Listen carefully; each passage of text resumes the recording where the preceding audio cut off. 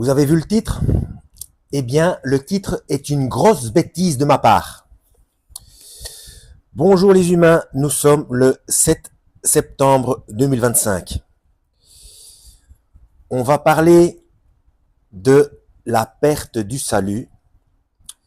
Vous connaissez mon opinion là-dessus, si vous me suivez depuis un certain temps. Je mettrai en description ma vidéo une fois sauvé, toujours sauvé. Allez la voir. Eh bien, parce que, en fait, ce n'est pas Paul qui s'est trompé. Donc, Shaoul. Mais je vais vous lire d'abord. Je vais vous lire dans la Darby. Dans la Darby. La grosse bêtise. Hébreux. Hébreux, chapitre 6, versets 4 à 6. Car il est impossible que ceux qui ont été une fois éclairés et qui ont goûté du don céleste et qui sont devenus participants de l'Esprit Saint, donc immergés de l'Esprit Saint, donc baptisés de l'Esprit Saint, donc nés de nouveau, participants de l'Esprit Saint, et qui ont goûté la bonne parole de Dieu et les miracles du siècle à venir. Les miracles du siècle à venir, il y a une petite annotation dans la Darby,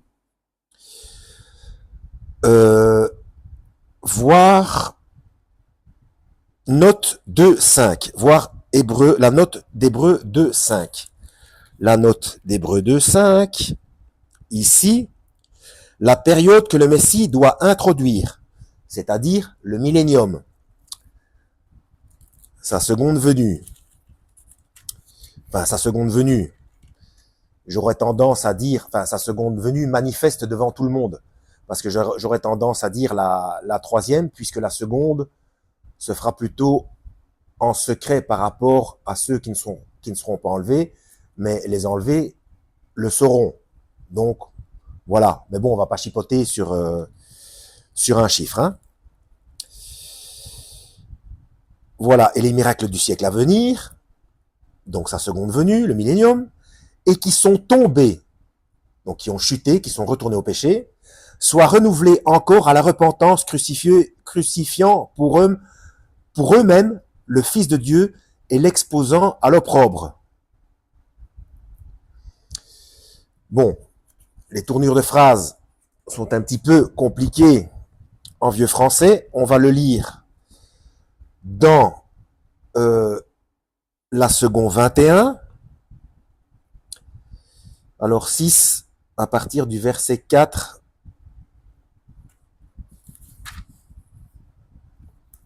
Voilà, c'est ici. En effet, ceux qui ont été une fois éclairés, qui ont goûté au don céleste, qui ont eu part au Saint-Esprit, nés de nouveau, qui ont goûté à la bonne parole de Dieu et aux puissances du monde à venir, et qui pourtant sont tombés, il est impossible de les amener une nouvelle fois à changer d'attitude, puisqu'ils crucifient de nouveau pour eux-mêmes le Fils de Dieu et le déshonorent publiquement, en retournant dans les péchés, alors qu'ils sont nés de nouveau, qu'ils ont eu accès à la vérité et qui ont été immergés de l'Esprit Saint. Ah ouais? Et moi? Je fais quoi là-dedans? Je l'ai laissé tomber entre 1987 et 2020. Faites la soustraction. 33 ans. 33. Bizarre, hein? J'ai quand même été récupéré. Et je suis forcément pas le seul. Il y a suffisamment de témoignages. Qu'est-ce que c'est que cette bêtise? Alors, le titre, j'ai dit que le titre était une grosse bêtise. Pourquoi? Parce que il y a une annotation ici dans la seconde 21. En fait, l'Épître aux Hébreux, c'est un écrit anonyme, donc on ne sait pas. En tout cas, celui qui l'a écrit, en tout cas, concernant les versets 4 à 6 du chapitre 6, c'est une grosse bêtise. Le Seigneur récupère qui il veut, quand il veut. J'ai été réactivé, entre guillemets, pendant le premier confinement. Voilà. Donc, je suis sauvé. Hein. Qu'est-ce que c'est que cette histoire? Donc, écrit anonyme dont la rédaction est traditionnellement située avant la destruction de Jérusalem et de son temple, survenu en 70 après Jésus-Christ ou 70 après Jésus-Christ, l'épître aux Hébreux s'adressait probablement à des Juifs convertis au christianisme, mais tentés de retourner au judaïsme.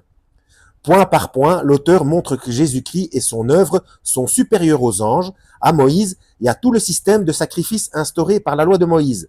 Oui, ça c'est vrai. Mais même ceux qui sont tentés de...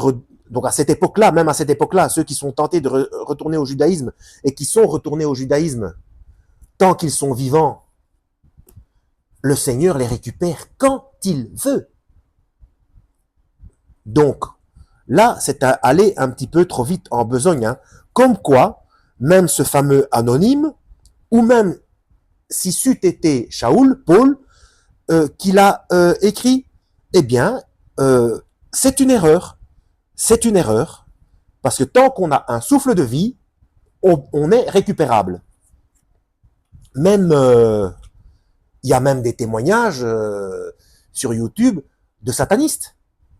Donc, vous voyez, le fait de dire, oui, c'est biblique, c'est biblique. Oui, mais quand c'est biblique, ça veut dire que c'est écrit dans la Bible. Ce n'est pas pour ça que ce n'est pas une erreur. J'ai suffisamment démontré la chose concernant la différence entre la loi de Moïse, la loi mosaïque, que les judaïques suivent, et la loi de Yahweh, la loi de Dieu. Il y a des différences. Donc, bien sûr, toute la loi de Dieu se trouve dans la loi mosaïque, mais pas l'inverse, puisqu'il y a des choses qui contredisent. Donc, je répète encore une fois que il est bien écrit que le Christ a dit « Je ne changerai pas un seul trait de la loi », mais il n'a pas dit de la loi de Moïse, de la loi mosaïque. Hein. Je ne suis pas venu abolir la loi, mais l'accomplir. L'accomplir, quelle loi? La loi de Dieu. Donc, il n'était pas question qu'ils suivent la loi, qu'ils suivent la totalité de la loi mosaïque si elle contredisait la loi de Dieu. J'en veux pour preuve ce qu'il a expliqué par rapport au divorce. Ah oui, c'est la loi de... Ah oui, mais Moïse nous a dit qu'on peut écrire une lettre de divorce. Il a réfuté. C'est à cause de la dureté de votre cœur que Moïse vous a permis ça. Mais au départ, il n'en était pas ainsi. Ça fait un. Donc là, il déroge à la loi de Moïse. Ainsi que la loi mosaïque, c'est lapidation pour adultère, il sauve la femme adultère. Deuxième dérogation du Christ à la loi mosaïque. Et le sabbat par 2 fois, entre autres, ce sont les 4 qui me reviennent à l'esprit. Hein. Donc, bien faire la différence. Donc, quand le Christ dit qu'il ne changerait pas un seul trait de la loi, il parle de la loi de Dieu. Donc, si dans la loi mosaïque, quelque chose contredit la loi de Dieu, il y déroge obligatoirement. Bon, et le nœud du problème se trouve, pour ceux qui ne connaissent pas, donc je répète, le nœud du problème se trouve dans Amos, chapitre 5, versets 25 à 27. Le reproche que Dieu fait au peuple d'Israël. Pendant 40 ans, il est écrit, pendant 40 ans. Donc ce n'est pas le petit épisode du veau d'or. C'est pendant 40 ans. Donc, toute la vie qu'ils ont eue pendant les 40 ans dans le désert, où tout ce Lévitique a été élaboré. Et je le dis encore une fois, ça c'est pure supputation de ma part, mais pour moi, le problème s'est posé lorsque, je crois que c'est Jéthro qui s'appelle, le beau-père de Moshe, de Moïse, quand il a vu que son beau-fils, donc Moïse, était submergé, quand il a dit, il faut que tu délègues parce que ce n'est plus possible, ça devient trop lourd pour toi. Donc à mon avis, c'est là que ça a commencé à partir en sucette, comme on dit. Et Étienne le rappelle dans Acte 7, versets 41 à 43, il le rappelle, et du coup, c'est le premier martyr parmi les apôtres, et boum, il se fait lapider, il se fait mettre à mort, parce qu'il dit la vérité en pleine face de judaïque. Voilà. Donc, erreur, grosse erreur, où je suis particulièrement touché. Voilà, les humains, donc même quand c'est biblique, si c'est un humain qui le dit, eh bien, il peut faire une erreur. Donc, Hébreux, chapitre 6, versets 4 à 6, non. Ce n'est pas parce qu'on est né de nouveau et qu'on a rejeté le Seigneur pendant X temps qu'on ne peut pas revenir. Non, non. Seulement, le poids de la responsabilité est beaucoup plus fort. Ça, c'est vrai. Résultat des courses, boum, les trompettes, boulot de sentinelle, etc. Voilà. Bon, évidemment, c'est différent pour chacun, mais c'est beaucoup plus fort. Hein. Voilà. En espérant avoir été utile, donc, lisez la Bible et donc vous-même, lisez la Bible vous-même, faites attention aux enseignements humains. J'ai suffisamment dit, hein, laissez tomber tout ce qui est lieu de culte, église, temple, tout ce que vous voulez, mosquée, comment est-ce qu'on appelle, synagogue, bref, quand c'est possible, église de maison, et prenez garde que personne ne commence à prendre autorité petit à petit, subrepticement, et commence à dire des choses qui ne correspondent pas à l'enseignement du Christ. Donc, quand c'est écrit dans la Bible, c'est biblique, mais parfois ça ne correspond pas à l'enseignement du Christ. Donc, tant qu'on a un souffle de vie, même si on est né de nouveau et qu'on a chuté pendant des décennies, tant qu'on a un souffle de vie, on est récupérable, puisqu'on est toujours en vie. Voilà.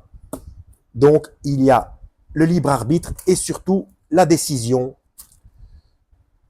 du Christ.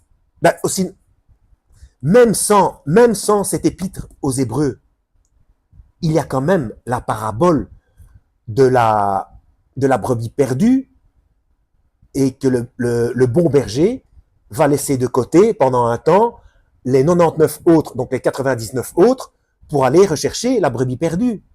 La brebis perdue, pourquoi elle est perdue? Parce qu'elle était au départ du troupeau. Donc elle était sauvée. Donc même cette parabole-là contredit, avec la vérité, contredit le 6e chapitre d'Hébreux, versets 4 et 6. La simple parabole de la brebis perdue. La brebis perdue, pourquoi elle est perdue? Parce qu'au départ, elle faisait partie du troupeau. S'il ne faisait pas partie du troupeau, elle ne pouvait pas être perdue. Simple logique, CQFD, ce qu'il fallait démontrer. À la prochaine, lisez la Bible et que Yahweh vous guide.